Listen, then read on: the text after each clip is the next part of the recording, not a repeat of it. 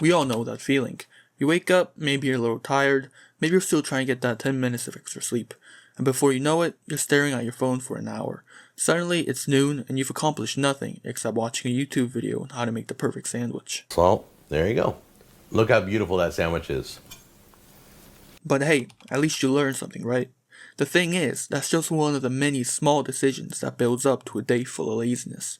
Now, if you're watching this, you probably want to do something about it. So what exactly is laziness? How do you break free from it without making it feel like rocket science? First off, we need to understand laziness. Being lazy isn't always just about not doing something. It's often avoiding something you find unpleasant or overwhelming.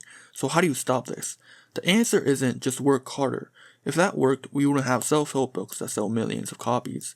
Instead, we need to outsmart laziness. How do we do that? Step 1 is to break tasks into small chunks. Instead of thinking, I need to clean the whole house, try, I'm going to spend 5 minutes cleaning the kitchen counter. Suddenly, 5 minutes doesn't sound so intimidating. Plus, once you start, you might find yourself washing dishes, wiping down the stove, wondering when you became a domestic god. Laziness often feeds on that feeling of being overwhelmed. If you keep your tasks small and manageable, you're tricking your brain into thinking the mountain is actually a series of little hills. Step 2 is to eliminate distractions. And yes, I'm talking about your phone. We live in an age where distractions are just a finger swipe away. Your phone is the modern equivalent of a black hole, attracting your attention and pulling you into a vortex of shorts, reels, and videos of dog doing yoga.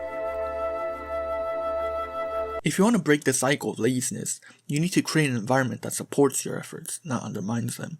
So the first thing you need to do is separate yourself from your phone. You'll then start to reclaim control of your time and attention. If you're always chasing distractions, you'll never catch your goals. Your phone is a tool, not your boss. Step 3 is to get moving. Okay, I know it sounds like one of those generic life hacks that everyone tells you. Get up, go for a walk. But hear me out. Your body and mind are connected. If you're sitting still for too long, your brain is just going to start thinking, this is nice, I could just nap here. When you start moving, even if it's just a little stretch or a quick walk, your body begins to release endorphins, which are like your brain's built-in mood boosters, giving you a sense of well-being. This initial burst is like flipping a switch in your brain from, I can't be bothered, to hey, maybe I can do this. Moving your body, even just for a few minutes, gets blood flowing to your brain, and suddenly that thing you've been putting off doesn't feel as daunting. Step 4 is to don't be too hard on yourself. Here's a fun fact. Beating yourself up doesn't actually make you more productive. In fact, it can lead to more laziness. When you beat yourself up, your brain sees that as a negative feedback loop. It makes you feel even worse, which leads to more procrastination. The truth is, we all have moments of laziness. That's perfectly fine. In fact, it's normal to feel unproductive sometimes. It's part of being human. Subscribe, and thank you for watching.